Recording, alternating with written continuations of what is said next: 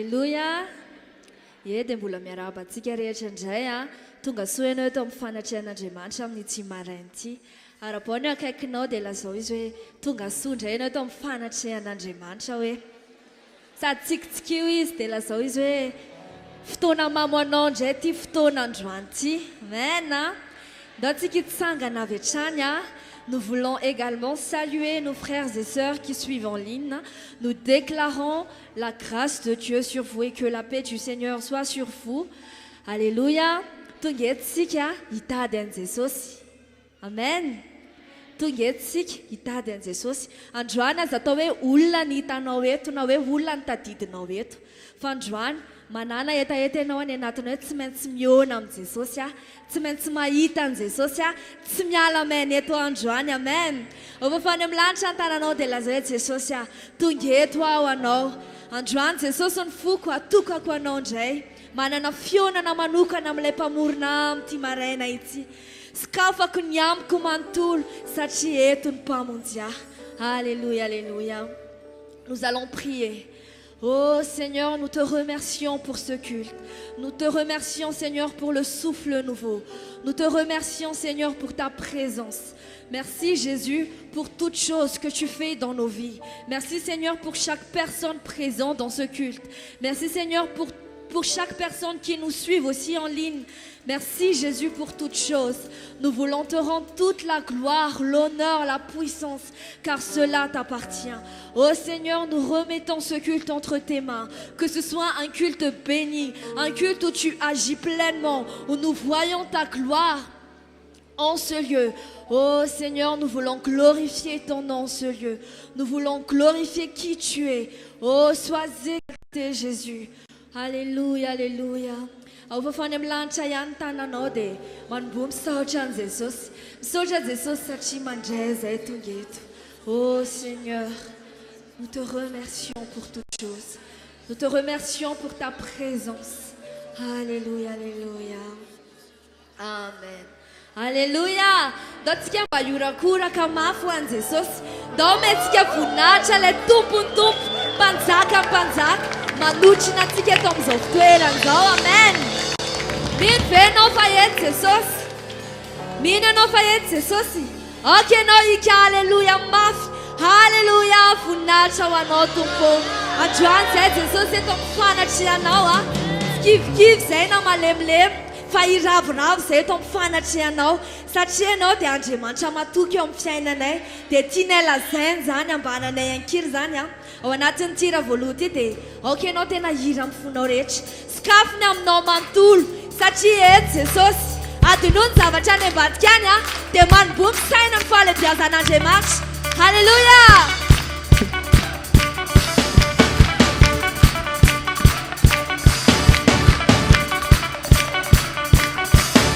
Ataovy mafy ty tananao an Jesosy.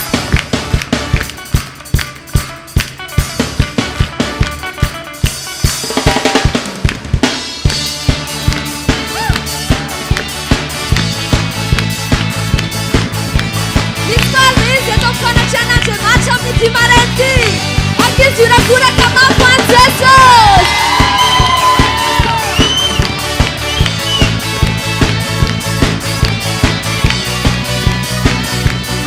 La sabe, saute anticideras.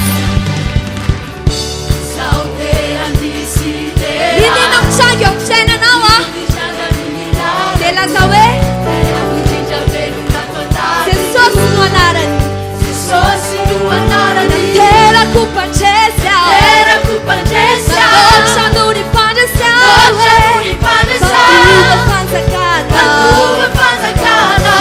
Nunca vai encontrar uma sinal.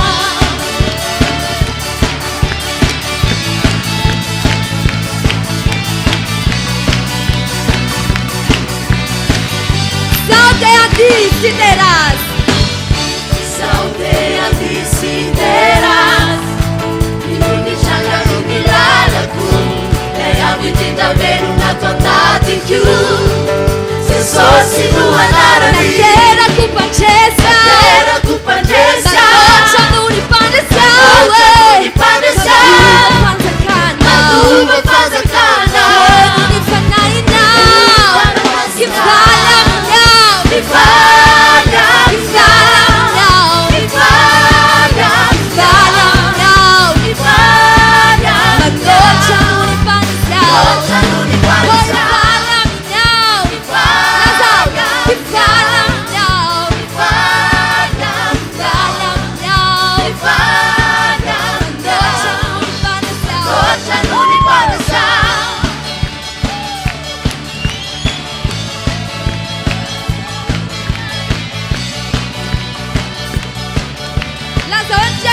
chameleza nade tisiambinina.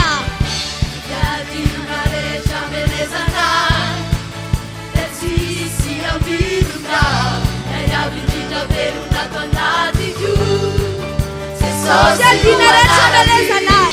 Yadina reja melezana, tisiambinina. Yavindita veruna tonadi you. Sosinu anarani. Era kupanchesa, era na na. Makocha nuni panchesa, Nuni panchesa. Maluga panchakana, nuni panaina. Kifala minyao, kifala minyao, kifala minyao. Makocha nuni panchesa, kifala minyao, kifala minyao.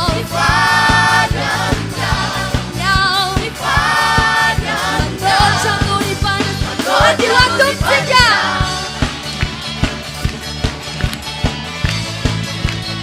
Socha te socha.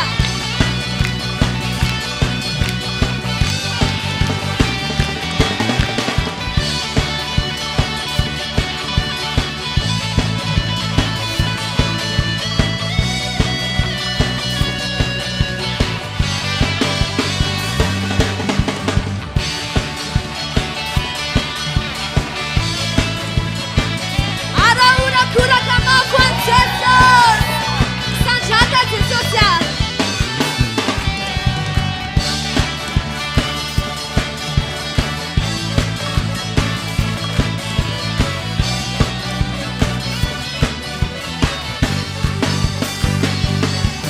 Manocha nuni panche. Manocha nuni panche. Manocha nuni panche.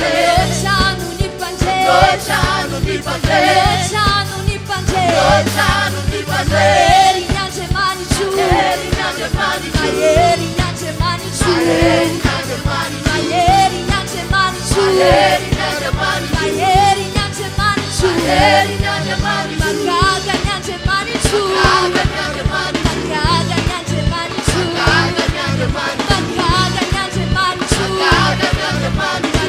Magaga nyanje manichu. Magaga nyanje manichu. Yuva nyanje manichu. Yuva nyanje manichu. Yuva nyanje manichu. Yuva nyanje manichu. Yuva nyanje manichu. Yuva nyanje manichu. Yuva nyanje manichu. Nazoe matuki nyanje manichu. Asante tukana note la zao.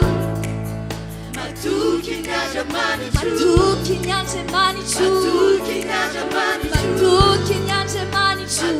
Nazoe manichu. matuki nyanje manichu. Matuki nyanje manichu. Matuki nyanje manichu. Matuki nyanje manichu. Matuki nyanje manichu. Matuki nyanje manichu. Matuki. Hallelujah. Ramina note upo kwenye mlancha tano de la zoe. Tena matuki nyanje manch. Hallelujah. Matuki no tumpo. Matuki no let's move. Anjantine. Direna Jesus san fatuki no san. Tina iren san fatuki no san. Fanje mancha matuki tkueno. Seigneur, quelles que soient les circonstances, en toute situation, tu restes un Dieu fidèle. C'est ce que ta parole déclare de toi. Tu restes un Dieu fidèle. Tu demeures fidèle. Tu ne failles pas. Le Dieu que nous servons ne faille pas. Et nous voulons le déclarer avec tout notre cœur. Tinela zenzanfa. Anje manchama tukeno. Smiuve no Jesus. Et on fiait nane. Alléluia.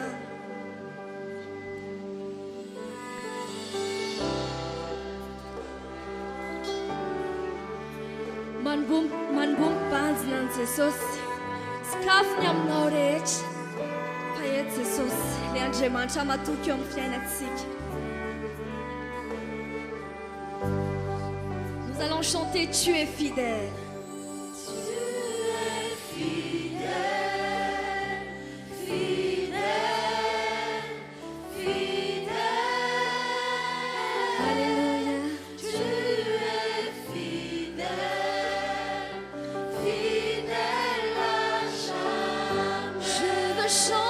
Tu es fidèle.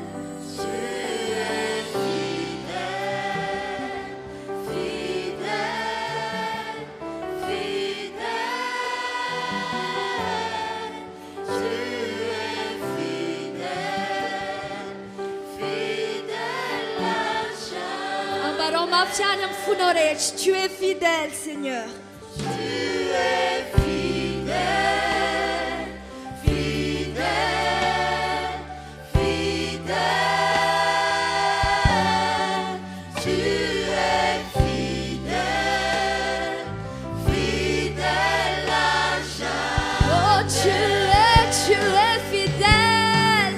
Tu es fidèle. C'est ce que tu es.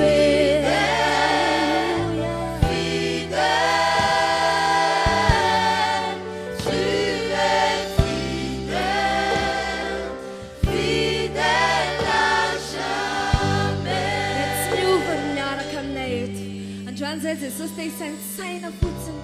te saintsaina fotsiny ianao androany sy ny zavatra misy eo amin'ny fiainanay na misy malonanay no ifantohanay fa androany ny fifantohanay rehetra dia afantoka eo aminao Jesosy lay tokana lay tsy miova omaly Seigneur mandrakizay matoky amin'ny teninao ianao marina amin'ny teninao ianao alleluia.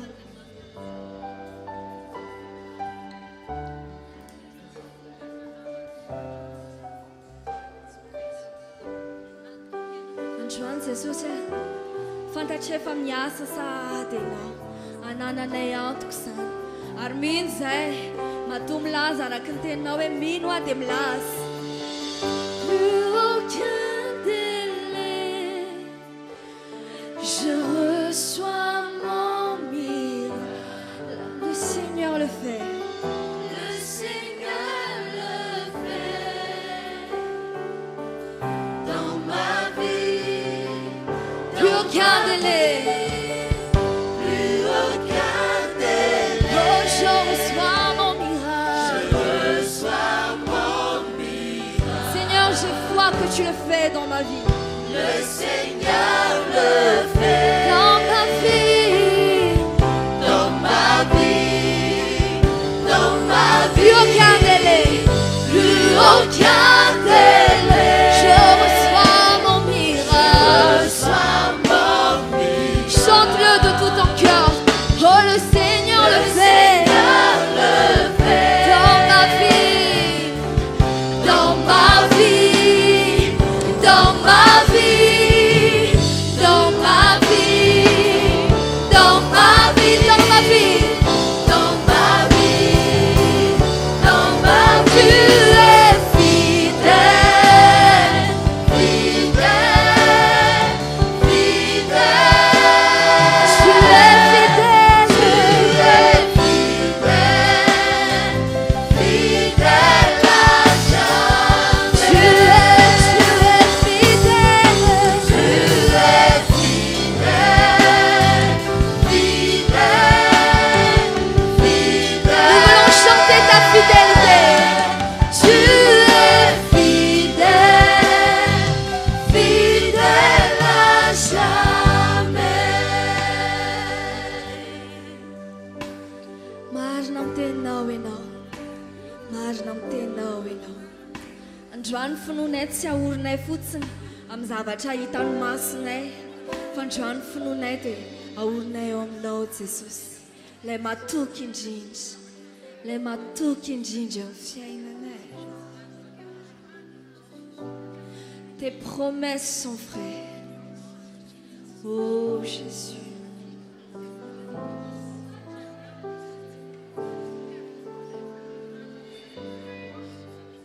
Mino an'izany ve ianao? Mino ve ianao fa mahay manao mihoatra Andriamanitra? Mino ve ianao androany fa na eo amin'ny lalana heverina fa tsisy isy intsony aza dia afaka manokatra lalana Andriamanitra, afaka manao lalana izy.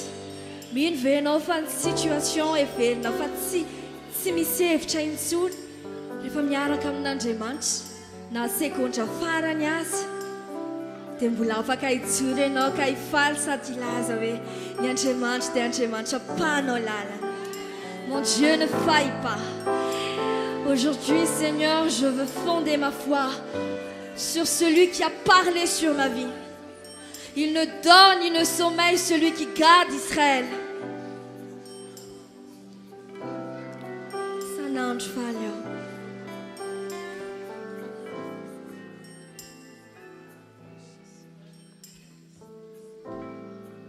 Marina loatra ianao, Jesosy, dia androany tianay lazaina izany.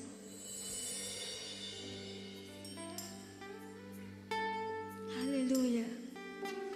Avafany amin'ny lanitra ny tananao.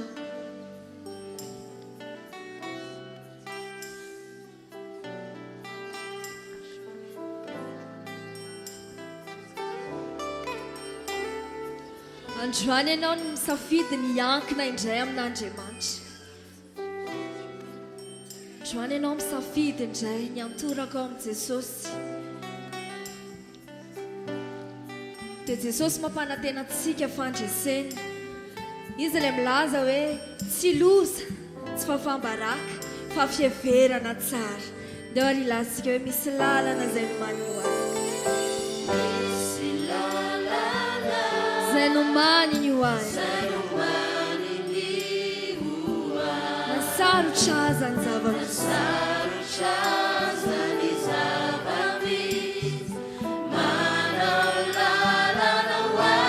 Izy no mitantana ny fiainana.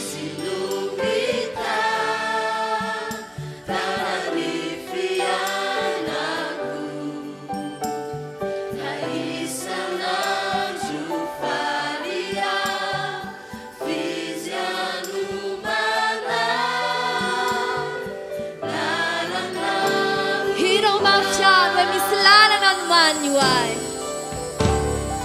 Missy la la la, zenomani ni uwa. Saruchase, saruchase ni zaba. Na zawe manolala na wise. Manolala na wise.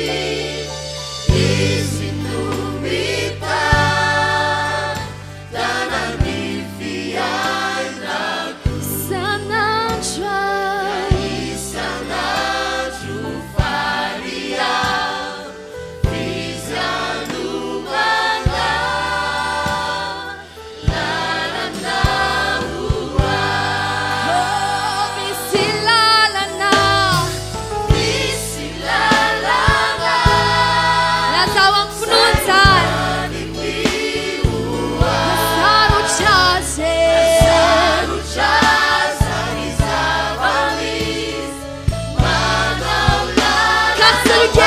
Sur le trône demeure fidèle. Oh, nous mitantana, tanani fianaku, sanajwa, sanaju faria, fizianu mana, la la la uwa. Minon sane no deman pumlas, la zete social. Minon locha. Kafanta chpatsi andawaye now, sumapuyaye now.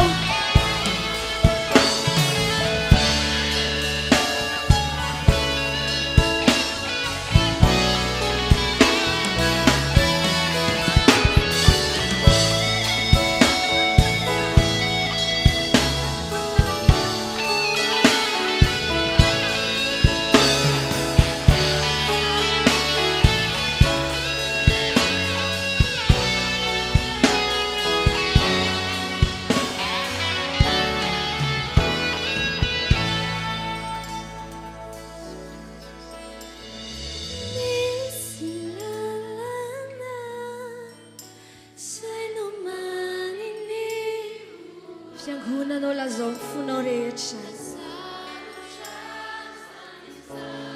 Manao lalana ianao.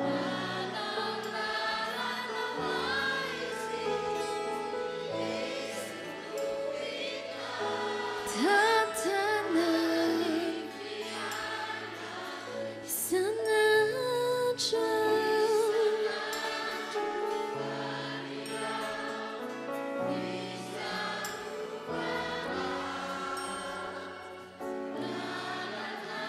Zaho mbola lazaintsika faran'izany.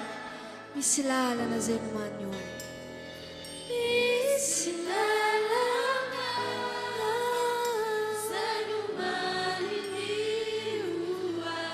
atokiana sarotrasany zava-misy nefa ipana lalana tes promesses sont vraies.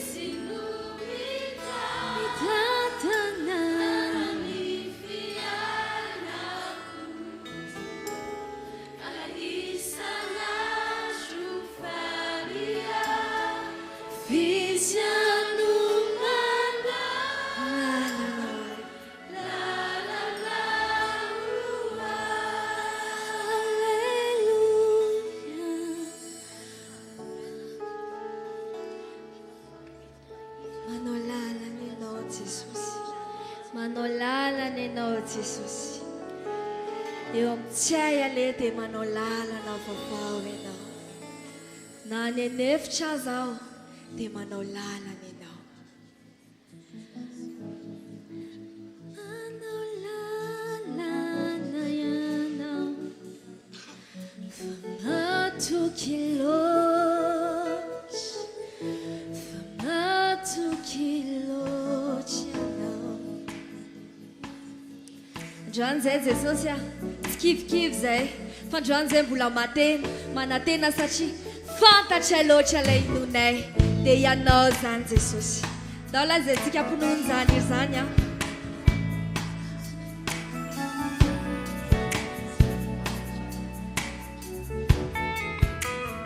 fantatro izay loko,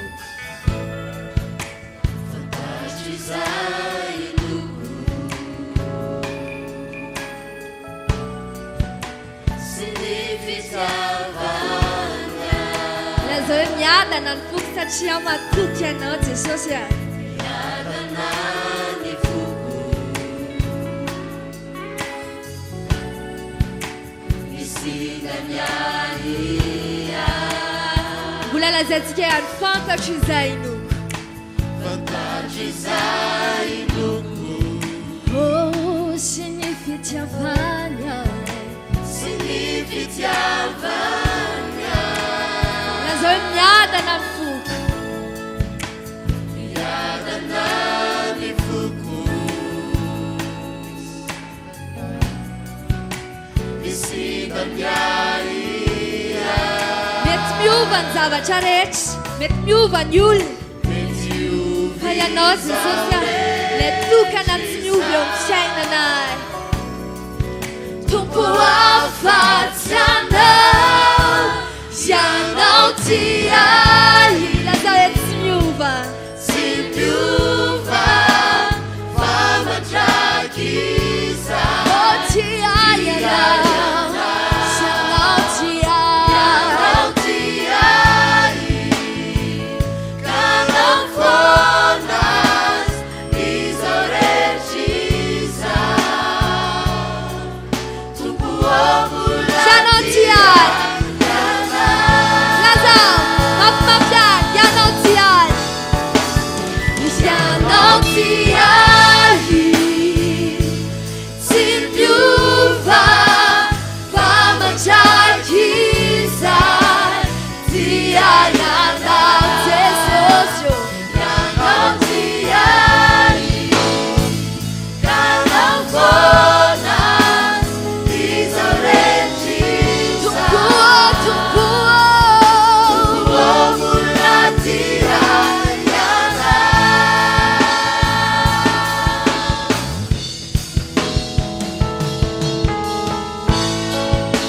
fantatro izay loko, sy ny fitiavana. Miadana ny foko, miadana ny foko. Lazao hoe misinda ny ahia rehetra, misinda ny ahia. Mety ovy zao rehetra izao, mety ovy izao rehetra. Asandrato ny tananao dia lazao hoe tompo afatsy anao, ianao ty ahy,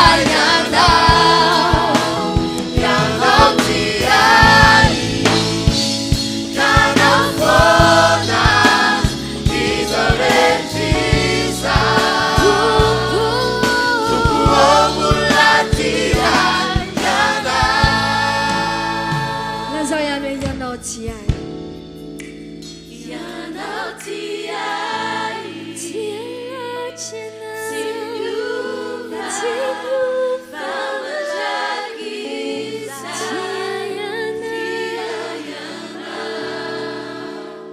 Nanafona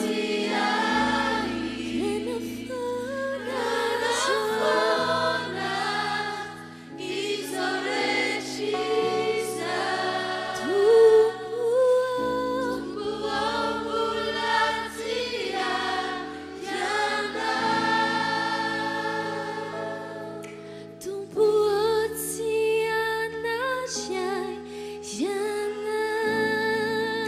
lazazany hoe tompo ty anary ay tompo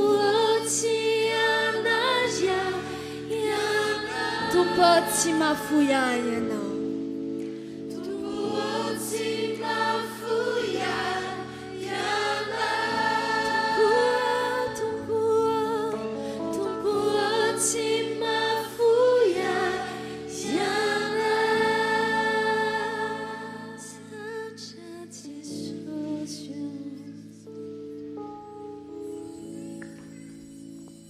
Piano mason'ny nofinao dia saino ny fanatrehan'Andriamanitra eto amin'ity toerana ity. Garde tes yeux fermés et pense que tu es dans la présence du Seigneur. Saino fa tena tianao Andriamanitra. Imagine que Dieu t'aime vraiment. Mena fofinaina mahavelona ianao natratra n'ity ora sy fotoana ity satria te hiditra sehatra amin'ny fiainanao Andriamanitra. Il t'a donné le souffle de vie aujourd'hui parce qu'il va intervenir dans ta vie.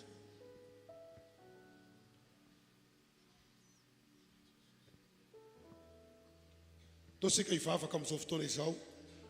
Nous allons à présent prier Hoenteo anatrehan'Andriamanitra izay etaponao sy ny fanirianao ataony aminao. et présente à Dieu tous tes désirs et toutes tes demandes. Samy mivavaka sandrato ny vavakao fa miaino anao Andriamanitra. Fais monter ta prière à Dieu parce qu'il t'écoute.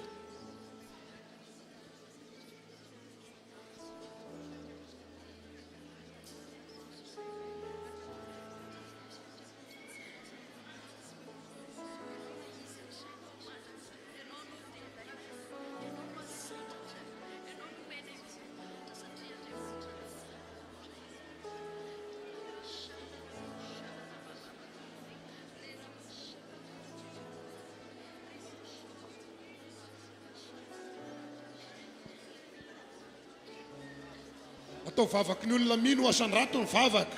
Eto Andriamanitra miaino atsika. Montre à travers ta prière, ta voix, ta foi.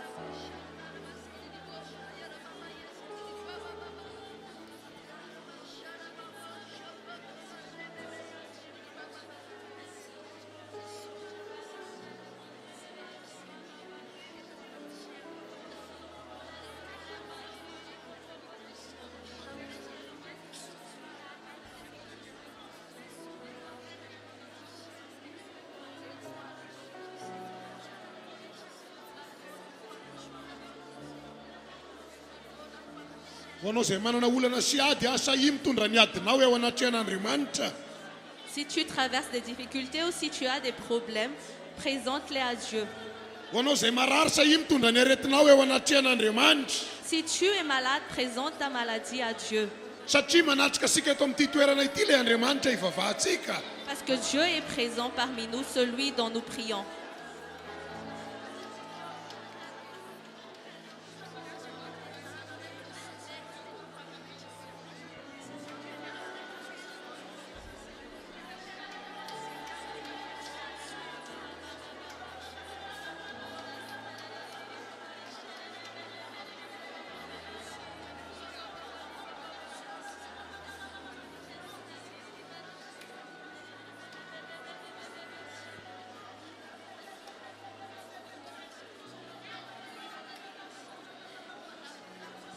Misotranao izay Andriamanitra satria eto anao sy ny fanatrehanao. Matoky ny fomba anao eto amin'ity toerana ity izahay. Niza marary mitondra ny aretina eo anatrehanao dia hanasitrana azy anao androany. Niza manana olana mitondra an'izany eto anatrehanao dia amany olana misy eo amin'ny fiainany tsirairay avy anao. Tompo eto anao sy ny fanatrehanao ankehitrindry. Izay tena mitady anao dia ahitanao tokoa. Izay tena mitady anao amin'ny fony rehetra dia ahitanao eto amin'ity toerana ity androany. Matoky an'izany teny izany aho. satria ianao ilay Andriamanitra ivavahanay dia Andriamanitra mahavonjy anay amin'ny fotoana rehetra hitadiavanay ianao. Samy mivavaka asany raha tiana ny vavaka ao amin'izao fotoana izao. Continue encore à prier.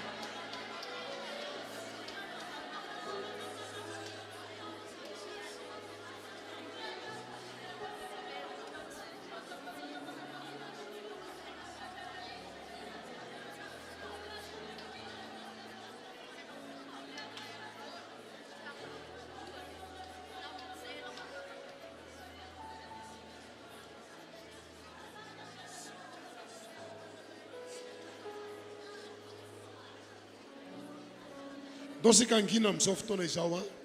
À présent, gardons le silence, Tazomy ihany ny fifantohanao fifandraisanao amin'Andriamanitra. mais tiens ta communion avec Dieu. Raha sitraka ao dia avereno izao tonim-bavaka ataona izao. Et tu peux répéter cette prière. Saotra anao Andriamanitra fa noentinao eto amin'ity toerana ity indray. Merci Seigneur parce que tu m'as emmené à cet endroit. Fitiavana manokana izao nitaritanao ahy eto amin'ity toerana ity izao. C'est par amour que tu m'as conduit ici aujourd'hui. Androany Jesosy eo avoziko indray ny fanoloran-tenako eto anatrehanao. Aujourd'hui, Seigneur, je reconfirme que je t'appartiens. Anao mandrakizay aho. Je t'appartiens pour toujours. Tazomy ao amin'ny tanakavanan'ny fahamarinanao ny fiainako. Garde-moi par ta main droite de justice. Midiran'ny sehatra amin'ny fiaina tokantranoko ianao Jesosy eo. Agis dans ma vie de famille, Jésus. Manjaka tanteraka ao amin'ny fiainam-pianakaviako ianao Jesosy eo. Que tu puisses régner dans ma famille, Jésus. Satria fotoana izao ilako ny herinao. Parce que c'est le moment où j'ai besoin de ta force. Satria fotoana izao ilako ny herinao. Parce que c'est le moment où j'ai besoin de ta Mila puissance. anao ny fiainako Jesosy eo. Ma vie a besoin de toi, Jésus. Mila anao ny momba rehetra Jesosy eo. Tout ce qui me concerne a besoin de toi, Jésus. Miandry ny tananao hiasa indray aho. J'attends ta main pour agir. Misaotra Jesosy. Merci, Jésus. Amen. Samy mahazo ny toerany ary tompoko. Nous pouvons prendre place. Alléluia. Mamerina fiarabana izay efa noentin'ny mpanompon'Andriamanitra tery am-piandohana izahay etỳ Londra. Je réitère le bonjour qu'on a déjà dit tout à l'heure. Ny tompony hoe hitahanao manokana.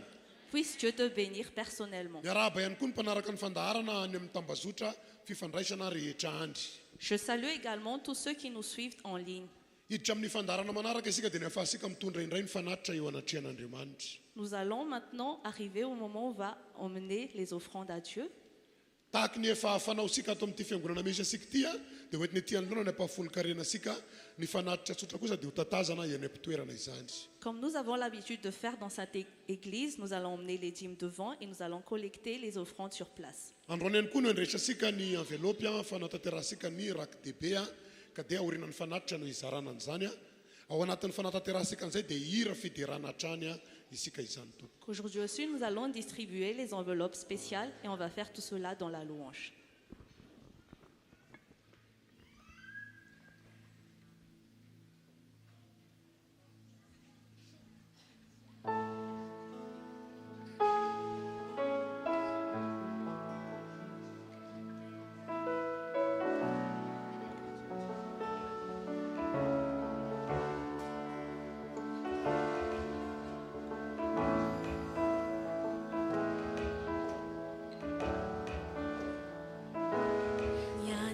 Nani shude mari na fo na misi lazai na bana tenda simasi watoni na wela na waga na amini futo na decida ni masu kwaza hizi mias na ela ni age simisi ni cham izao malara fazaba magaga nunumani ni wa Izao malala, mazava magaga nunumani ni wai. Hirau eto pianjasa nanau tumpo. Hirau e ampiani fasuava nau, nusa e fanata ungawa.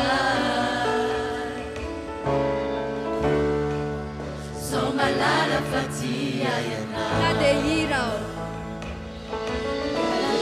Kadeirao eto pianjasa nanau tumpo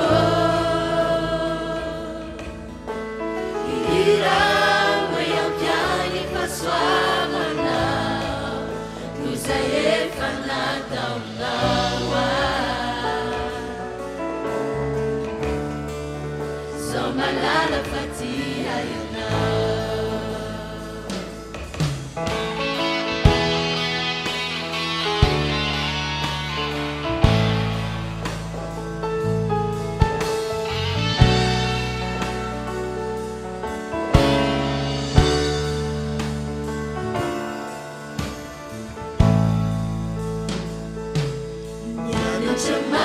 Shude tena tiai Nane zoreri azabeti anta Dembula na funi Nisana nituka nama amutiai Katsumena imana kona veza ilai Nizairigu, nizayantenai Nizau malala Fazava margaga Ninumani niwai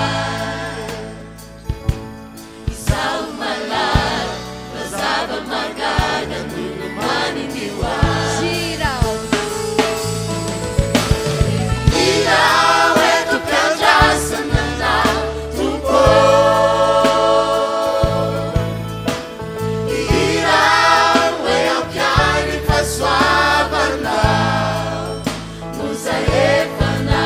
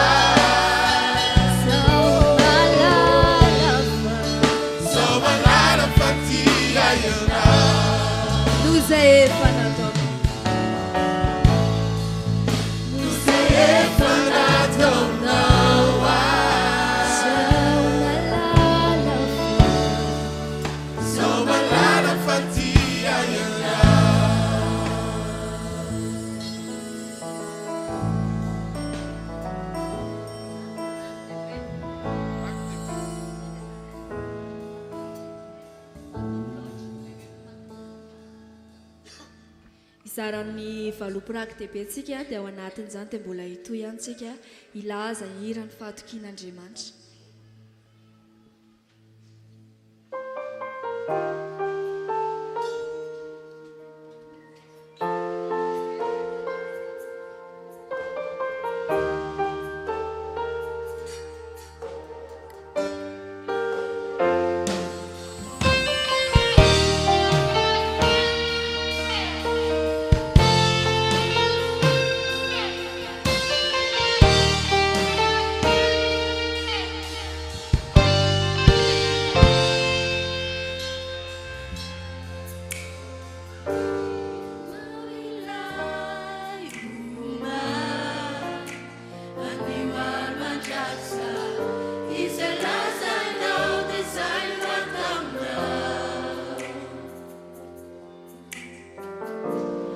Mama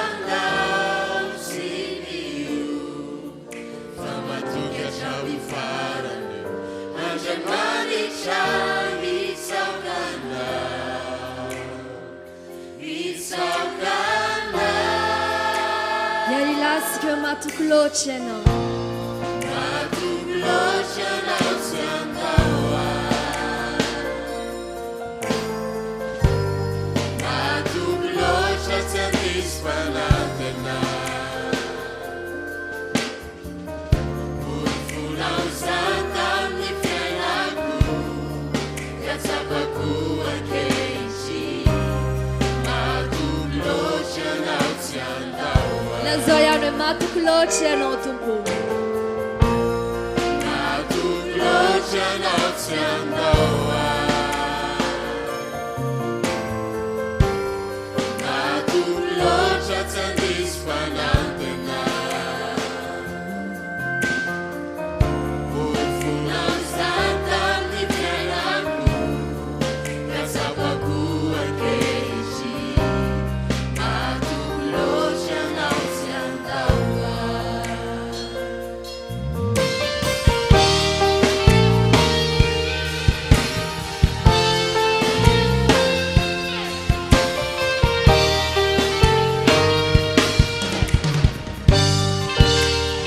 Sy ianao ilay. ianao ilay omay aniwary mandrakizay izay lazanao dia zay ho ataonao Oh, tsy mba mandao ay. tsy mba mandao tsy mio fa matoky hatramy farany andriamanitra mitsaokanao Tsaokanao ay. mitsaokanao Asandrato tananao dia angatsika rilaza hoe matoky loatra ianao. matoky loatra ianao tsy andao Matoky ianao, matoky ianao. matoky loatra tsy andisy fanantena onifonao zata ny fiainako katsapako ankehitry matoky loatra ianao tsy andao Lazao ihany matoky loatra ianao e. matoky loatra ianao tsy andao matoky loatra tsy andisy fanantena onifonao zata ny fiainako katsapako ankehitry matoky loatra ianao tsy andao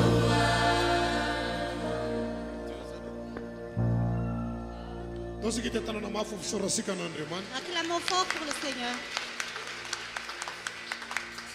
Raha mbola misy mafy ambonin'izany dia tia afa-tanana mafy ihany ho fiderasika ny Acclamons encore plus fort. Alléluia. Alléluia. Akopio mason'ny nofinao dia sainsainy hoe manakambara aminao indray Andriamanitra androandry. Ferme les yeux et pense que Dieu a quelque chose à t'annoncer aujourd'hui. Ny teniny nanaovana an'izao rehetra misy hitany masosika izao. C'est par sa parole qu'il a créé toutes choses que nous voyons. Ny teniny ihany koa androany hitondra fanasitranana ho an'ny marary. Sa parole va aussi guérir les malades aujourd'hui. Ny teniny ihany koa ny amahan'ny olana misy eo amin'ny fiainan'ny olona manana olana. Sa parole va aussi résoudre les problèmes aujourd'hui.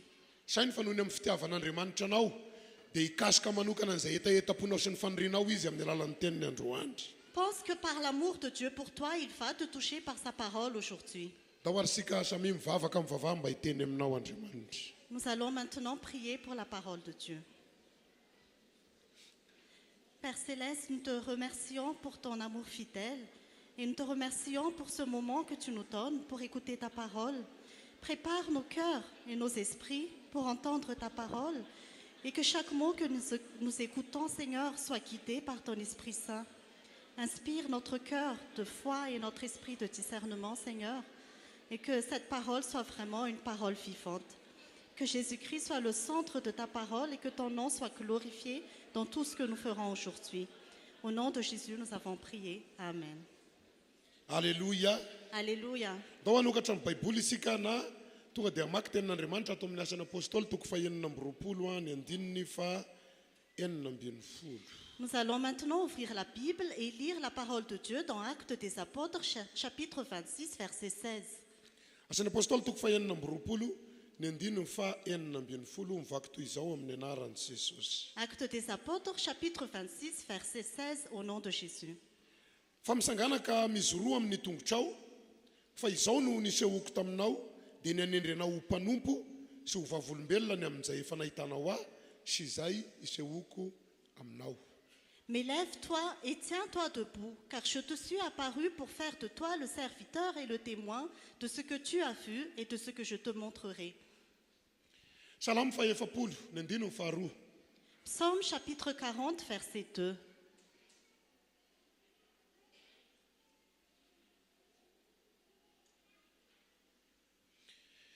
Dia napakatra tao amin'ny lavaka fandringanana izy.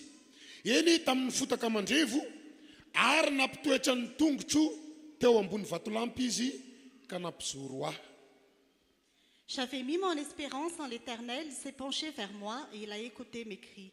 Il m'a retiré de la fosse de destruction, du fond de la boue, et il a établi mes pieds sur le rocher, il a affermi mes pas. Alléluia. Alléluia. Androany Andriamanitra dia mitarika sika indray mba tena izoro amin'ny fanomposika n'Andriamanitra amin'izao vaninandro faran'izao. Aujourd'hui, Dieu nous invite à nous lever pendant que nous servons Dieu dans ces derniers jours. Ry havana malala ny olona mizoro ihany amin'ny fanompona an'Andriamanitra no afaka miaina ampiadanana sy ampilaminana amin'izao vaninandro iaina sika izao. Bien-aimés, ceux qui servent Dieu et qui restent fermes peuvent vivre dans la paix dans ces derniers jours. Aoka tena olona hita amin'ny fiainana fa mizoro amin'ny fanompona an'Andriamanitra ny tsirairay avy. Que nous voyons vraiment que nous sommes fermes dans le service de Dieu. Satria amin'ny fizoroanao amin'ny fanompona ao an'Andriamanitra dia hanavaka ny fiainantsika Andriamanitra. Parce que quand tu restes ferme dans le service de Dieu, Dieu va distinguer ta vie. Hamozy ny olona mizoro Andriamanitra. Dieu sauve ceux qui restent fermes. Hiditra ny sehatra amin'ny fiainan'ny olona mizoro amin'ny fanompona azy Andriamanitra. Dieu va intervenir dans la vie de ceux qui restent fermes dans le service de Dieu. Ny tenin'Andriamanitra ny angasika tamin'ny asan'ny apôstôly teo dia Andriamanitra misy no mandidy mba hizoro isika amin'ny fanomposika n'Andriamanitra amin'izao vaninandro iainasika izao. Dans l'acte des apôtres que nous avons lu tout à l'heure, c'est vraiment Dieu qui nous ordonne pour que nous nous levions à notre époque actuelle. Maninona moa Andriamanitra no mandidy isika mba hizoro amin'ny tongosika indray? Pourquoi Dieu nous ordonne de nous lever et de nous tenir debout? Satria besaka ny olona hita fa reraka noho ny zava-misy eo amin'ny fiainany ka sy afaka mizoro amin'ny maizy azy intsony amin'ny fanompony an'Andriamanitra fa lasa miankina amin'ny hitan'ny masony izy. Parce qu'il y a beaucoup de gens qui sont fatigués à cause de la vie et ils ne peuvent plus se reposer sur Dieu, mais ils se reposent sur les circonstances. Averiko fa ny olona mizoro ihany mizoro amin'ny fanompony no ahita ny tanan'Andriamanitra miazy. Je répète encore que seuls ceux qui restent fermes dans le service de Dieu verront Dieu agir. Aoka tena olona mizoro amin'ny fanompona ianao. Reste ferme dans le service de Dieu. Aoka tena olona izoro amin'ny finoanan'Andriamanitra ianao. Reste ferme dans ta foi pour Dieu. Te hanavaka ny fiainan'ny olona manompo sy ny tsy manompo mako Andriamanitra. Dieu veut distinguer la vie de ceux qui servent et de ceux qui ne servent pas. Te iseho miariary amin'ny olona manompo azy Andriamanitra. Dieu veut se montrer à ceux qui le servent. Raha iseho ihany izy dia amin'ny alalanao no isehony. S'il va se montrer, il va se montrer à toi. Raha iseho ihany izy dia amin'ny fiainanao no isehony. S'il va se montrer, il va se montrer dans ta vie. Ary tena iseho miariary hampiavaka asika eny amin'ny fiarahamonina misy asika Andriamanitra. Et Dieu va vraiment se montrer et nous distinguer dans la vie où nous sommes. Sy miafina amin'ny be sy ny maro fa feno ranomaso eny rehetra eny. Cela n'est pas caché à tout le monde. Mitomany ny olona satria very hevitra ny amin'ny fivelomana tokony hivelomany. Tout le monde pleure parce qu'ils sont sans issue dans leurs problèmes. Mitomany ny olona satria very hevitra ny amin'ny fiainana andavanandro iainany eny rehetra eny. Tout le monde pleure parce qu'ils sont désespérés dans leur vie de tous les jours. Maro ny very hevitra noho ny aretina. Beaucoup de personnes sont désespérées à cause de la maladie. Maro ny very hevitra noho ny olana hatrehany. Beaucoup de personnes sont désespérées à cause de leurs problèmes. Fa ao anatin'ireny rehetra reny hanavaka ny olona manompo azy Andriamanitra. Mais dans tout cela, Dieu distingue ceux qui le servent. Andriamanitra kosa mandidy asika aoka tena hizoro amin'ny fanompona azy isika. Dieu nous ordonne de rester fermes dans son service. Aza mety hozongozony ny zava-misy. Ne sois pas perturbé par les circonstances. aza mety ozongozoniny toe zavatra miovaova Ne sois pas perturbé par les événements qui changent. fa topoy amin'ny fonao rehetra Andriamanitra. Mais sers Dieu de tout ton cœur. Misangana mizoro amin'ny tongotrao. Lève-toi et tiens-toi debout sur les pieds. Efa nisy zava-mahagaga sapasika sy hitasika teo aloha ary mbola ahitsika ny amin'ny toy ny tantara-piainatsika. Il y avait déjà des choses miraculeuses que nous avons vues avant et nous allons encore le voir dans la suite de notre vie. Ireny zavatra efa hitasika ireny sy izay mbola ho ataon'Andriamanitra amin'ny fiainasika no aoka anehoasika fa olona mizoro isika. Tout ce que nous avons déjà vu dans notre vie et tout ce que Dieu va encore nous montrer montre que nous restons fermes dans son service. Satria tiako sindriana mafy ny olona mizoro ihany no ahita ny tanan'Andriamanitra amin'izao vaninandro iainasika izao. Parce que je confirme encore que seuls ceux qui restent fermes verront la main de Dieu dans cette vie. Maro ny olona miteny fa efa manompo an'Andriamanitra nefa sy mizoro akory amin'ny fanompony an'Andriamanitra. Il y a beaucoup de gens qui disent qu'ils servent Dieu, mais ils ne restent même pas fermes dans ce service pour Dieu. Ny olona tahaka izany dia hamita tena ihany satria sy ahita ny tanan'Andriamanitra miasa akory izy. Ces personnes-là se trompent eux-mêmes parce qu'ils ne verront même pas la main de Dieu agir. Ianao kosa nofidian'Andriamanitra mba hahita ny tanan'Andriamanitra miasa. Mais Dieu t'a choisi pour voir la main de Dieu agir. Isika dia nofidian'Andriamanitra nehoana ny voninany amin'ny andro farany. Dieu nous a choisis pour manifester sa gloire dans les derniers jours. Noho izany mandidy anao Andriamanitra aoka tena olona hita hoe mizoro ianao. Alors Dieu t'ordonne de te lever Mizoro amin'ny fanompona an'Andriamanitra. et de rester ferme dans le service de Dieu. Davida manokana dia nahasapa fa Andriamanitra mihitsy no antony izorony ny amin'ny fanompony azy. David savait que c'était vraiment pour Dieu qu'il restait ferme dans son service. Satria araka ny voalazany le voasoratra ato amin'ny salamy toko salamy faha-efapolo andininy faharoa teo dia mazava be ny nambarany fa Andriamanitra no nampiakatra ny Davida avy tao anaty lavaka ka nampizoro azy tamin'ny tongony. Parce que comme il est écrit dans Psaume chapitre 40, verset 2, il est écrit que c'est Dieu qui a retiré de la fosse de destruction David et il a affermi ses pas. Efa niaina tao anatin'ny lavaka fandringanana i Davida araka ny voasoratra. Il est écrit que David a vécu dans la fosse de destruction. Very hevitra tao anatin'io lavaka fandringanana io izy. Il était désespéré dans cette fosse de destruction. Niezaka nanavitra ny tenany tao anatin'io lavaka fandringanana io izy. Il a essayé de se sauver lui-même de cette fosse de destruction. Fahitany toerana nisy azy dia tahaka ny any anatin'ny fotaka mandrevo. Il était comme au fond de la boue. Zany hoe niezaka ny nanavitra ny tenany tao anatin'le fotaka mandrevo saingy tsy afaka izy noho ny fotaka mandrevo arak'le voasoratra. C'est-à-dire qu'il a essayé de se sauver lui-même du fond de la boue, mais il n'arrivait pas à le faire à cause de la boue. Fa noho ny amin'ny fanompony an'Andriamanitra kosa dia afaka tao anatin'izany izy azy tamin'ny heriny fa tamin'ny herin'Andriamanitra. Mais grâce à son service pour Dieu, il a été sauvé, non pas par sa force, mais par la force de Dieu. Rehefa nanafaka azy tao anatin'ny toerana nisy azy io Davida, rehefa nanafaka azy Andriamanitra dia sapany hoe nampizoro any Davida tamin'ny tongony teo ambony vatolampy Andriamanitra.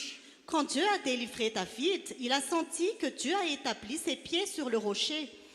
Ka na dia tahaka ny fotaka azy ny nisy azy teo aloha dia sapany hoe eo ambony vatolampy izy ankehitriny. Et même si auparavant il se trouvait au fond de la boue, il a vu que maintenant ses pieds sont sur le rocher. Iza moa ny vatolampy nafahan'ny Davida nizoro eto amin'ity voalaza ity. Qui est le rocher dont il est question ici? Ny vatolampy dia sy izy fa Jesosy Kristy tompo. Le rocher n'est rien d'autre que le Seigneur Jésus. Rehefa Jesosy Kristy tompo no izoroan'ny olona anankiray dia sy ho raha avy amin'ny fiainany. Quand quelqu'un est établi sur le Seigneur Jésus-Christ, sa vie ne sera pas détruite. Rehefa Jesosy Kristy tompo no izoroan'ny olona anankiray dia misy fahasarana amin'ny fiainany. Quand la vie de quelqu'un est établie sur le Seigneur Jésus-Christ, il y a la bonté de Dieu dans sa vie. Raha mizoro ao amin'ny Jesosy ianao androandry, resinao io olana io. Sur Jésus aujourd'hui et tu résoudras tes problèmes. Raha mizoro ao amin'ny Jesosy ianao androany, rava io adinao io. Si tu te lèves sur Jésus aujourd'hui, ton combat, tu le vaincras. Raha mizoro ao amin'ny Jesosy isika dia hiavaka ny fiainantsika amin'izao vaninandro farany izao. Si nous nous levons sur Jésus, notre vie va se distinguer dans ces derniers jours. Alléluia. Alléluia. Sy diso Andriamanitra mifidy anao hoe Dieu ne s'est pas trompé quand il t'a choisi. fa te hampiavaka ny fiainanao Andriamanitra. Dieu veut distinguer ta vie. Hitan'Andriamanitra io fiainasika tahaka ny ao anatin'ny fotaka mandrevo io. Dieu voit notre vie qui est au fond de la boue. Hitan'Andriamanitra ny fiainasika ao anatin'ny ranomaso sy ahitana famafana azy io. Dieu voit notre vie dans les larmes. Hitan'Andriamanitra ny fiainasika ao anatin'ny aretina saribahana io. Dieu voit notre vie dans cette maladie qu'on ne peut pas guérir. Fa Andriamanitra androany anangana sika indray ametraka sika ato amin'i Jesosy Kristy Tompo. Mais Dieu aujourd'hui va nous rétablir et nous relever en Jésus-Christ. Ary raha tena mizoro ato amin'i Jesosy isika dia ho resy ireny olana rehetra nisy teo amin'ny fiainasika ireny. Et si nous sommes établis en Jésus, tous les problèmes seront résolus. Salamo fahenina amby roapolo any andino ny faharoa ambin'ny folo. Psaume chapitre 26, verset 12. Ndao vakisika amin'ny teny fransay dia aveo vakina amin'ny teny malagasy. Mon pied tient ferme dans la droiture, je bénirai l'Éternel dans les assemblées. Ny tongotro mizoro eo amin'ny tany marina, eo am-piangonana no isaorako an Jehova. Alléluia. Alléluia. Aiza hono ny isaorany an Jehova? Où est-ce qu'il bénit l'Éternel? Aiza? Où? Eto amin'ity toerana ity le Andriamanitra ivavasika. Le Dieu que nous adorons se trouve dans ce lieu. Ianao tonga eto amin'ity toerana ity androany io dia fa hitany ny mombanao rehetra. Toi qui te trouves ici aujourd'hui, Dieu voit tout ce qui te concerne. Hitany ny mikasikasika rehetra. Il voit tout ce qui nous concerne. Hitany ny adiny lalovasika omaly. Il voit les combats que nous avons traversés hier. Hitany ny aretina nisy teo amin'ny fiainasika omaly. Il a vu les maladies que nous avons hier. Fa rehefa mahay misaotra azy ianao eto amin'ity toerana ity androany dia sy iainanao tsony ireo zavatra rasy ireo. Quand tu sais le bénir dans ce lieu aujourd'hui, tu ne vivras plus ces malheurs. Satria Davida rehefa nasapa fa nazoron'Andriamanitra teo ambony vatolampy dia sapany fa tao am-piangonana no hanandratana fisaorana an'Andriamanitra. Parce que David, quand il a senti que Dieu a établi ses pieds sur le rocher, il a béni l'Éternel dans les assemblées. Ndao sika hisaotra an'Andriamanitra. Bénissons l'Éternel, Satria anao zava-mahagaga indray Andriamanitra. parce qu'il va faire de grandes choses. Raha sitraka ao dia zany raha mafiana ny te-hatananao ho fisaorana Acclame an'Andriamanitra. fort le Seigneur. Ho fana ny ranomaso. Il va essuyer tes larmes. Hiala ny tebiteby sy tahotra. Les peurs et les craintes vont partir. Satria hitondra sika amin'ny fandresena Andriamanitra. Parce que Dieu va nous conduire dans la victoire. Hitondra sika amin'ny valim-bavaka Andriamanitra. Il va nous conduire dans l'exaucement de nos Anao prières. zava-mahagaga eo amin'ny fiainasika indray izy. Il va faire des miracles dans nos vies. Fantakian'Andriamanitra amintsika androany dia isika mila mizoro amin'ny fanompona azy. Mais ce que Dieu attend de nous aujourd'hui, c'est que nous restons fermes dans son service. Maro ny olona ho iaho ohatrany hoe mizoro ny fahitana azy aty ivelany nefa ny ao anatiny reraka noho ny adisolana misy eo aminy. Il y a beaucoup de gens qui ont l'air de rester fermes extérieurement alors qu'ils sont vraiment fatigués à cause de leurs problèmes. Raha tena mandray fanapahakevitra ny izoro ao amin'i Jesosy ianao androany dia ho raisin'i Jesosy atanana io adisolana misy eo amin'ny fiainanao io. Si tu prends la décision de rester ferme en Jésus aujourd'hui, Jésus va prendre en main tes combats. Alléluia. Alléluia. Alléluia. Alléluia. Andao sika izery ohatra visivisy ho an'ny olona nizoro teo amin'ny fanompony an'Andriamanitra sy ny ako ny fizorony tamin'izany fanompony an'Andriamanitra izany. Nous allons voir quelques exemples de personnes qui sont restées fermes dans le service de Dieu. Ohatra voalohany raha isika dia ndao izery ny tantaran'i Josefa isika. Premièrement, nous allons voir l'histoire de Joseph. Genesis toko 15 any andino ny 5. Genèse chapitre 45, verset 5. Vakina amin'ny teny fransay dia ho vakiko amin'ny teny malagasy. Maintenant, ne vous tourmentez pas et ne soyez pas fâchés contre vous-même de m'avoir fondu pour que je sois conduit ici, car c'est pour vous sauver la vie que Dieu m'a envoyé ici avant vous. Amin'ny anaran'i Jesosy, ary ankehitrindry aza malahelo natezitra amin'ny tenanareo noho ny nivarotanareo ho aty fa hamonjy aina no nampandehanan'Andriamanitra hialoha anareo aty. Alléluia. Alléluia. Nosongaiko tao anatin'ny tantaran'i Josefa ity teny no vakina teo ity. Ce texte est extrait de l'histoire de Joseph. satria Josefa rehefa nanomboka tafavoaka tamin'ny adina trehany dia nasapa fa ay fitondran'Andriamanitra ny adin'izy teo aloha fa sy ho fampiteam-piainana zany. Parce que Joseph, quand il est sorti victorieux de ses combats, il s'est rendu compte que c'était pour la gloire de Dieu les épreuves qu'il a vécues auparavant. Sa nampahery an'ireo rahalandry izay nandasaka azy tao anaty lavaka Josefa satria sapany loatra fa Andriamanitra rehefa topoiny olona na dia olana aza ny ainana maly fitahiana ny valiny zany androandry. Il a encouragé ses frères qui l'ont jeté dans la citerne parce qu'il savait que même s'il avait des problèmes hier, cela va se transformer en bénédiction. Raha ny zavatra nisy tamin'ny tantaran'i Josefa dia sy tokony olona mbola afaka hiresaka amin'ireo rahalahiny intsony izy noho ny zavatra ratsy nataon'ireo rahalahiny taminy. Ce qui s'est passé dans l'histoire de Joseph, il n'aurait plus dû parler à ses frères à cause de tout le mal que ses frères ont fait envers lui. Nefa noho ny amin'ny fahitany ny fiasan'Andriamanitra mahagaga dia nahay nisaotra an'Andriamanitra izy satria nivadika fitahiana ilay fahoriana. Mais parce qu'il a vu la puissance de Dieu agir dans sa vie, il a béni Dieu parce qu'il a vu que cela s'est transformé en bénédiction. Iny adina atrehanao maly iny dia hitan'Andriamanitra ny atrehanao azy saingy hivadika fisaorana io androany. Le combat que tu as traversé hier, Dieu l'a vu et cela va se transformer en bénédiction aujourd'hui. Isaorana an'ireo efa miteha-tanana sahady fa ndao mba hiteha-tanana hiaraka sika isaorasika an'Andriamanitra. Acclamons fort pour le Seigneur. Alléluia. Alléluia. Alléluia. Alléluia. Donc izy rehefa sika nisedrana azy an'i Josefa Nous allons voir l'épreuve que Joseph a traversée. Genesis toko fafito amby telopolo andininy fa efatra amby roapolo. Genèse chapitre 37 verset 24. Vakisika amin'ny teny français ihany dia ho vakiana amin'ny teny malagasy. Au nom de Jésus, ils s'emparèrent de lui et le jetèrent dans la citerne. Celle-ci était vide, il n'y avait pas d'eau. Ary nobedaina izy ka nasipy tao an-davaka ary maina ny lavaka tamin'izany fa sy nisy rano tao. Rehefa azon'ireo rahalahiny Josefa Quand les frères ont retenu Joseph, sy sangisanginy nandasana azy tao anaty lavaka fa tena ho vonoana mihitsy. ils l'ont jeté dans la citerne pour le tuer. Nanana programa hamotika ny fiainan'i Josefa ny rahalahiny. Ses frères avaient un plan pour détruire la vie de Joseph. Ary sy nahitana endrika olona misangisangy fa olona tezitra no nandasaka ny Josefa tao anaty lavaka. Ce n'était pas pour plaisanter, mais ils étaient vraiment en colère quand ils ont jeté Joseph dans la citerne. Amin'ny maha-olombelona dia nisy tahotra tao anatin'i Josefa satria noheveriny fa io farany iainany eto ambonin'ny tany. Humainement, Joseph avait peur parce qu'il pensait que c'était la fin de sa vie sur terre. Niezaka niansoanso ihany izy mba hanavotana azy ao anaty lavaka saingy sisy namaly azy ny olona.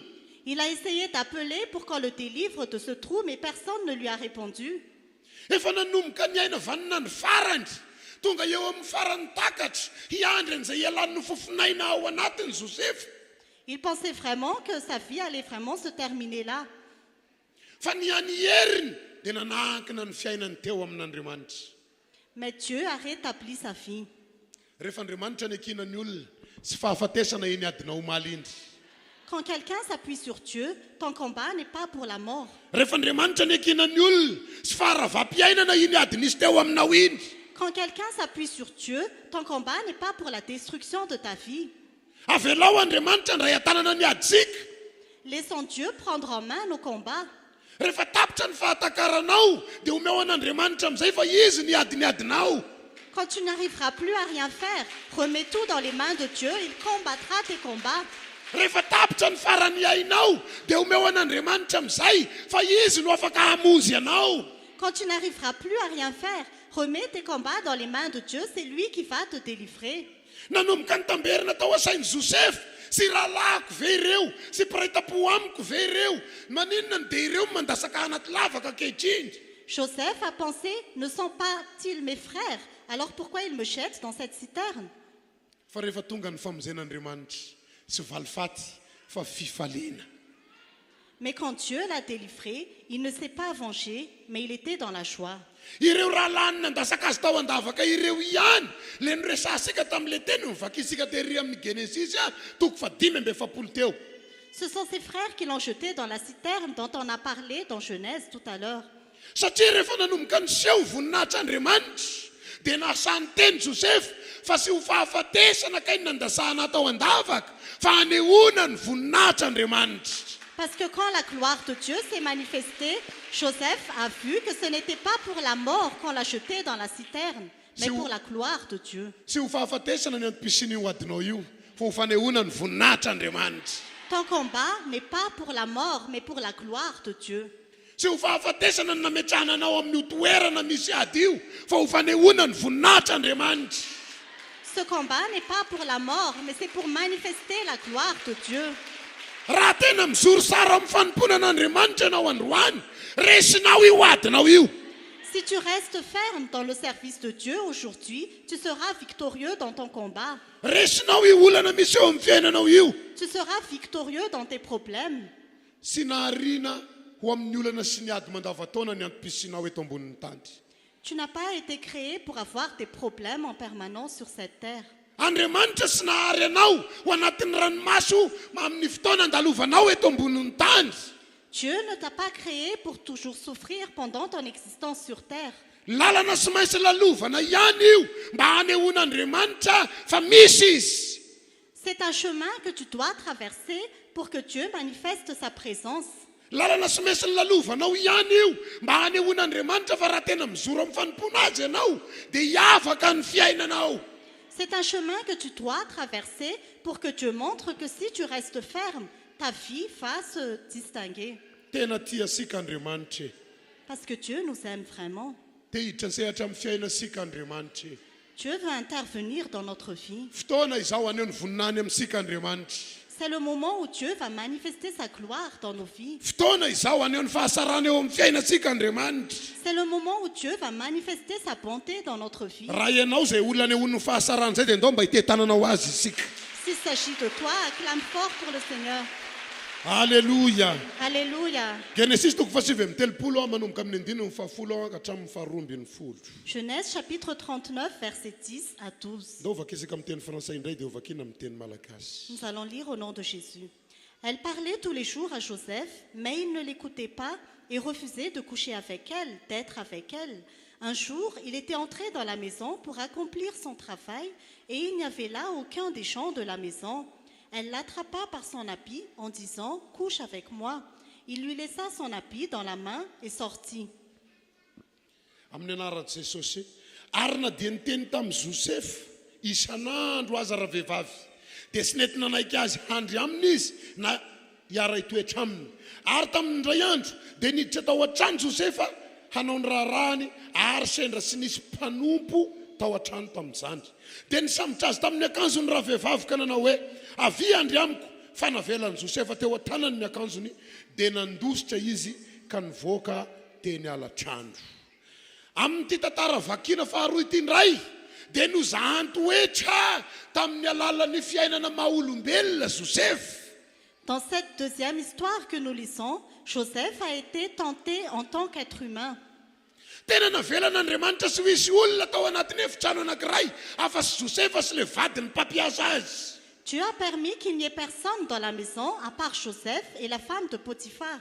Ary io vadiny Potifara io misy azy no nianso azy mba hanota eo anatrehan'le Andriamanitra tompoiny. Et c'est la femme de Potiphar qui l'a demandé à pécher devant Dieu.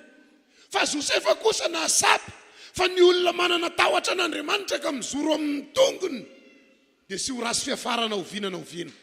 Mais Joseph restait ferme dans sa décision et il est établi dans la présence de Dieu.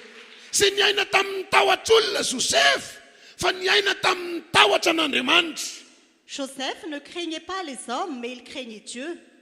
Sy olona ny natahorany Josefa tamin'ny fanompony fa ilay Andriamanitra tompoiny no natahorany. Joseph n'avait pas peur des hommes, mais il avait la crainte de Dieu. Ka dia sy nety nanota izy mba handraisany ny valisoa avy amin'Andriamanitra. Et il refusait de pécher pour pouvoir recevoir les récompenses venant de Dieu. Ry avanao mety zahantoetsika amin'izao vaninandro farany iainantsika izao vokatry ny sy fisiana eo amintsika. Bien-aimés, peut-être que nous avons des tentations dans ces derniers jours à cause des manques dans notre vie. Mety atao sisy mahafantatra tokoa ny zavatra ho ataosika mba hampanotasika hiala amin'ny fanarahana an'Andriamanitra nefa aoka atoky hatramin'ny farany ianao. Peut-être que nous avons beaucoup de tentations pour nous empêcher de suivre Dieu, mais sois ferme jusqu'au bout. Fa rehefa mahatoky mizoro amin'ny fanomposika an'Andriamanitra isika tsara ny fiafarasika noho ny andohantsika.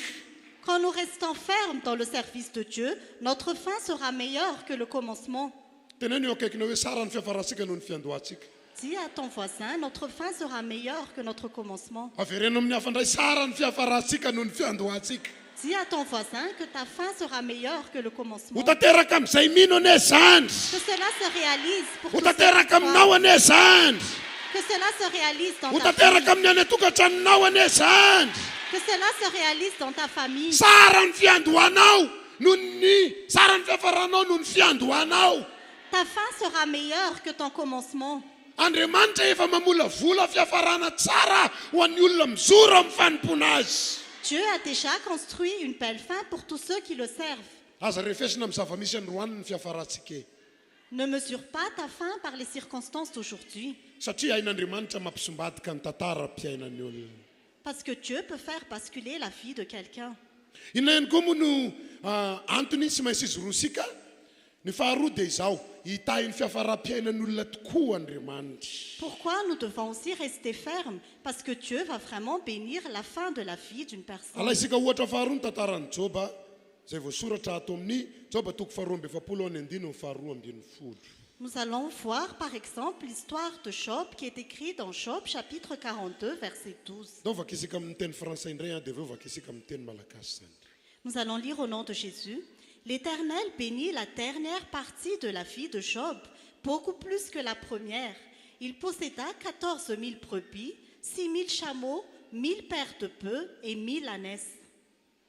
Amin'ny anaran'i Jesosy, ary Jehovah ny tanin'ny hafaran'i Job, mihoatra noho ny voalohany, ka nanana ondry amanosy 4,000 amby iray alina sy rameva 9,000 sy omby 2,000 ary briky vavy 1,000 izy. Raha ity voalaza ny tantara ity, dia nanana ny fiandohana ny tantaran'ity lehilahy atao hoe Job ity. Selon ce qui est écrit ici, il y avait un commencement dans l'histoire de la vie de Job. Ny tantaram-piainany tany aloha, efa natahotra n'Andriamanitra izy tamin'ny fiandohany, ary olona efa nanana fitahiana manana mbiampy teo amin'ny fiainany.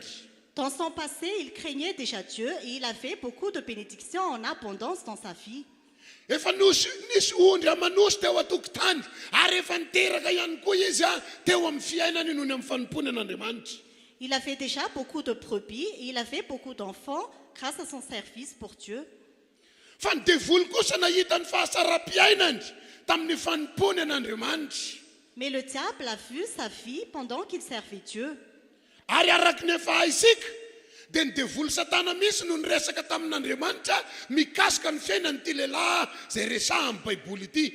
Et comme nous le savons déjà, c'est vraiment le diable, Satan, qui a parlé à Dieu concernant la vie de cet homme. Tonga ny fizahan-toetra azy, nasorona teo amin'ny arenany rehetra. L'épreuve est arrivée et on lui a enlevé tous ses biens. Nasorona teo amin'ny ankoa ny ankohonany rehetra. On lui a aussi enlevé tous ses enfants. Ary ny tena zavatra masikaiky tao anatiny azy, dia ny tany mihitsy ny namorona vai ho an'ity lehilahy atao hoe Job ity.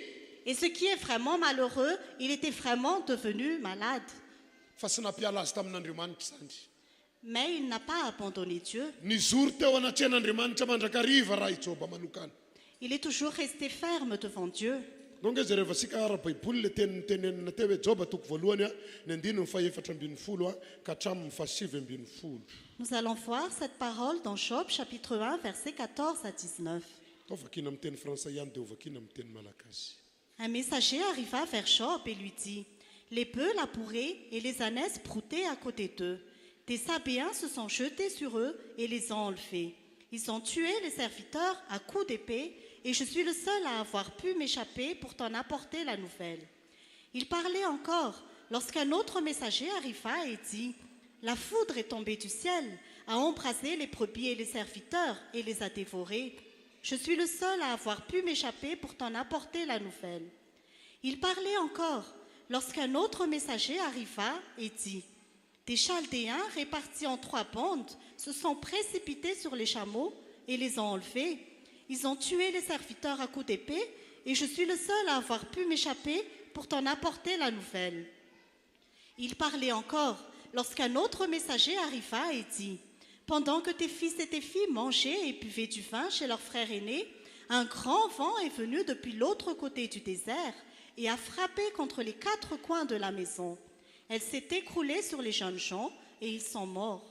Je suis le seul à avoir pu m'échapper pour t'en apporter la nouvelle. » Amin'ny anaran'i Jesosy, ary nisy iraka tonga tany amin'ny Joba ka nanao hoe: ny omby ny asa ary ny biriky vavy nandrasana teo anilany dia namely azy tapoka ny sabiany ka namabo azy, ary ny ankizy lahy dia nasiany tamin'ny lela sabatra, ary izao dia izao rery ihany no afanandositra ilaza aminao. 9:40.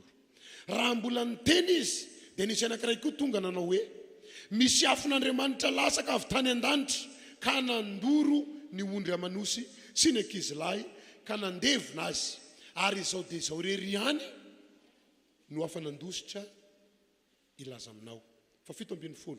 Ary raha mbola niteny izany izy dia nisy anankiray koa tonga ka nanao hoe: ny Kaldeana nanao telotoko dia ny roatan'ny rameva ka nobaboiny, ary ny ankizy lahy dia nasiany tamin'ny lela sabatra, ary izao dia izao rery ihany no afaka nandositra ilaza aminao.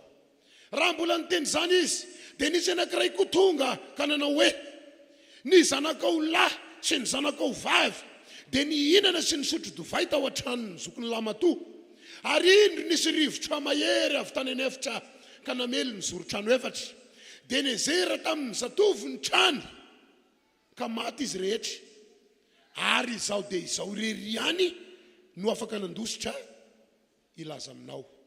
Ry havana, indraindray sika mety misy zavatra mifamaofao be, olana eo sy vovà, olana tonga indray, misy roa amin'ny fanompona fa hanasara ny fiainanao Andriamanitra. Bien-aimés, souvent nous avons beaucoup de problèmes. Nous n'arrivons pas à résoudre le premier et il y a déjà un second problème. Restons fermes dans le service de Dieu, mais Dieu va agir dans nos vies. Rehefa tataraina fotsiny tataran'ity lehilahy ity dia tahaka ny zavatra maivana ny fahitana azy, nefa rehefa tena iainana io maro ny olona sy azaka azy. Quand nous racontons l'histoire de cet homme, nous le prenons à la légère, mais si nous le vivons vraiment, nous ne le supporterons pas. Satria ao anatin'ny fieritseretana hoe ny lamina zay ny biby any asaha, satria mirahoakahatra any, nefa iny fa vaovao hafa no eno, ripaka tany anala ny biby fiompy. Parce qu'il était en train de penser qu'il n'avait aucun problème avec son troupeau alors qu'il a eu une mauvaise nouvelle. Tao anatin'ny fieritseretana ny lamina zay ny ankohonana any amin'ny toerana misy azy, satria any amin'ny tranony ny zokiny izy, ny zokiny ve dia hampisy loza ho an'ny fiainany, saingy tonga miplaza vaovao fa maty ny azeran'ny trano ao ny zanany. Parce qu'il était en train de penser qu'il n'avait aucun problème avec sa famille parce qu'ils étaient dans la maison de leur frère aîné, alors qu'il a eu une mauvaise nouvelle que la maison s'est écroulée sur les enfants et ils sont morts. Zany hoe raha fitinina ny zavatra reniny sofiny ty lehilahy ity dia sy nisy vaovao mahafinaritra fa izay tonga avy any dia milaza loza avokoa. Donc si on résume ce que cet homme a entendu, il n'y avait aucune bonne nouvelle, mais il n'entendait que des malheurs. Tsy niala tamin'Andriamanitra raha Joba manokana. Mais il n'a pas abandonné Dieu. Tsy nanaritoky amin'ny fiarahana amin'Andriamanitra izy. Il est resté fidèle avec Dieu. Ary ny tao am-pony Jehova ny nametraka azy eto ambonin'ny tany, dia izy ihany koa ny maka azy eto ambonin'ny tany. Et dans son cœur, il savait que c'est Dieu qui l'a mis sur terre et Dieu le reprendra. Nahita ny fizoroany Joba amin'ny fanompona Andriamanitra. Dieu a vu que qu'il restait ferme dans son service. Ary ny fahitan'Andriamanitra an'izany fizoroana izany no nahatonga ny tantaran'ity lehilahy ity ny sombady ka rasy ny zavatra nisy fa fahasarana lehibe ny namaranana ny androm-piainany. Et parce que Dieu a vu que Job restait ferme dans le service de Dieu, il a fait basculer sa vie, même si il a commencé par des malheurs, il s'est terminé par la gloire. Maro amintsika tonga eto mety miatrika olana miampy olana ianao tonga eto io, manana fanantenana fahitahanao Andriamanitra. Pour toi qui es ici, peut-être que tu as des problèmes sur problèmes, mais aie la foi que Dieu va te bénir. Io sombadika fandreseny io adinao io. Ce combat va se transformer en victoire. Tsy maintsy miseho ny tanan'Andriamanitra ho an'ny olona mizoro. La main de Dieu va agir pour ceux qui restent fermes. sy maintsy miseho fa lehibiazan'Andriamanitra ho an'ny olona manompo azy. La grandeur de Dieu va se manifester pour ceux qui le servent. Satria sy ny mpilaza vaovao ny tompon'ny teny farany. Parce que ce ne sont pas les messagers qui ont le dernier mot. Sy le mpilaza vaovao loza ny tompon'ny teny farany. Ce ne sont pas les messagers de mauvaises nouvelles qui ont le dernier mot. Sy le teny tsy fahombiazana iny ny teny farany. Ce ne sont pas ces mots qui sont les derniers mots. Mbola nomena fofonena mahavelona ianao androandry. Misy zavatra tsara ho azonao aoriana kely ao.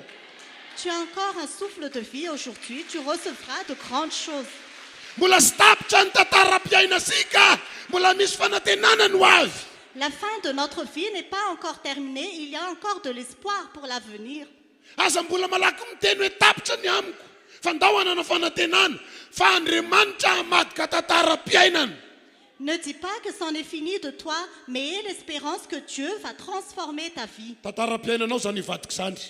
C'est ton histoire qui va se transformer. Alléluia. Alléluia.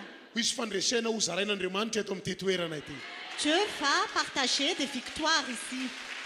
Ho isy fahasarana ho zarain'Andriamanitra eto amin'ity toerana ity.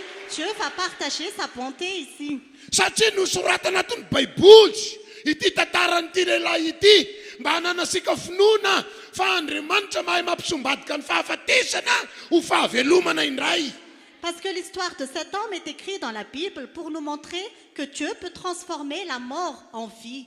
Nomena sika Jesosy Kristy tompo mba ho famonjena ho an'ny olona mindro.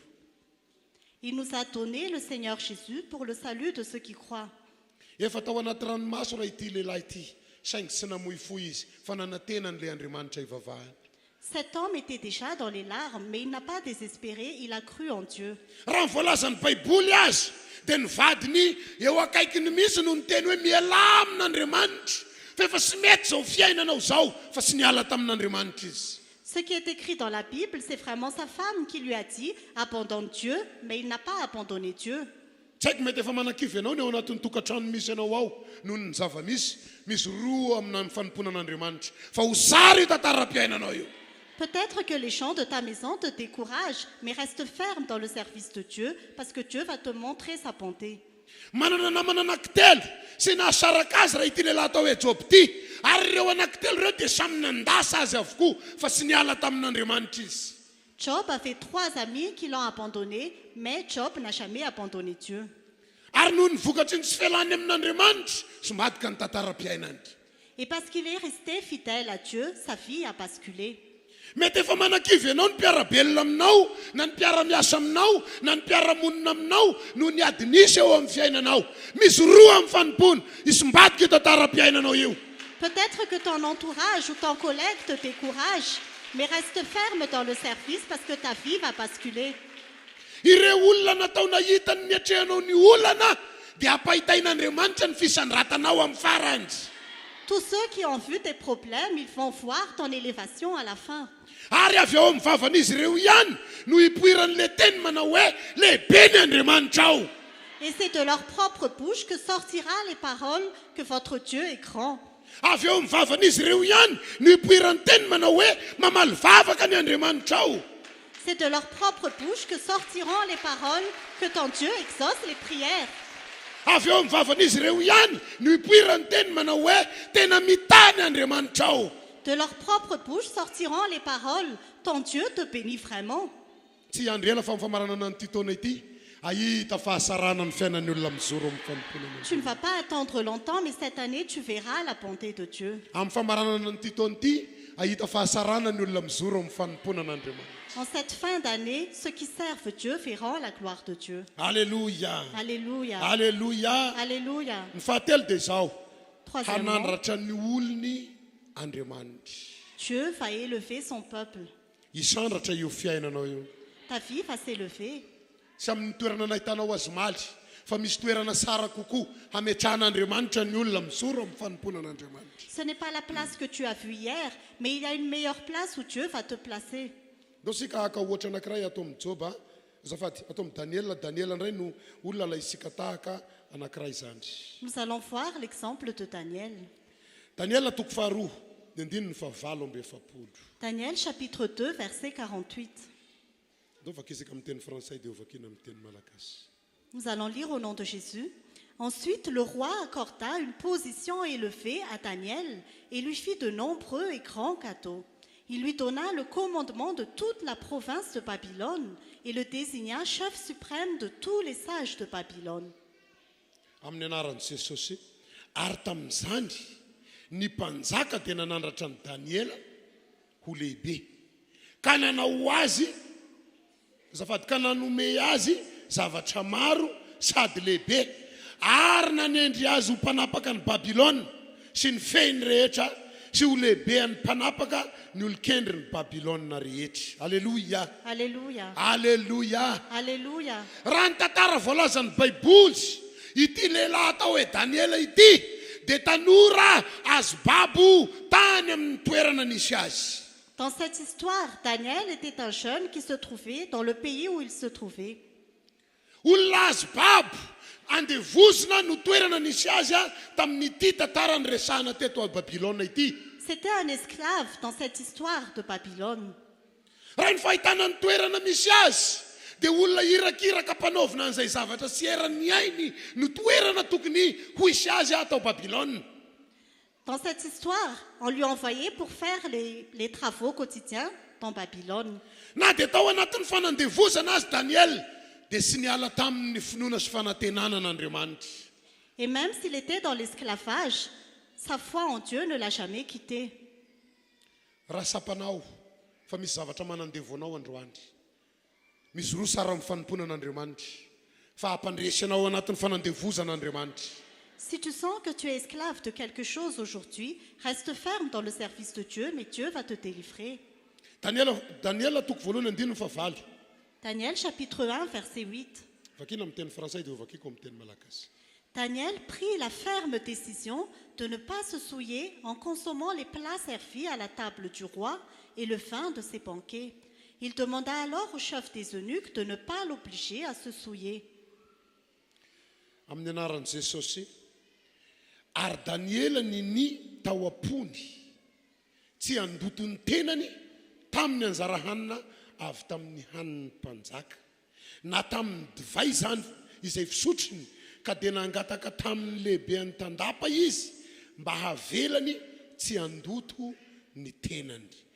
Ry havany, aoka ho arovanao ny tenanao fa misy zavatra sy mety aminao amin'izao vaninandro iaina sika izao sy tokony ho ikasianao amin'ny fanarahasika n'Andriamanitra. Bien-aimé, protège ton corps parce que tu ne dois pas te souiller à l'époque actuelle quand tu sers Dieu. Raha ny fahitana ny fiainan'i Daniela mahababo azy dia sy tokony hanana fahefana handany tenin'le manababo azy izy, saingy natoky an'Andriamanitra izy ka afaka nandà izany. Dans la vie de Daniel, en tant qu'esclave,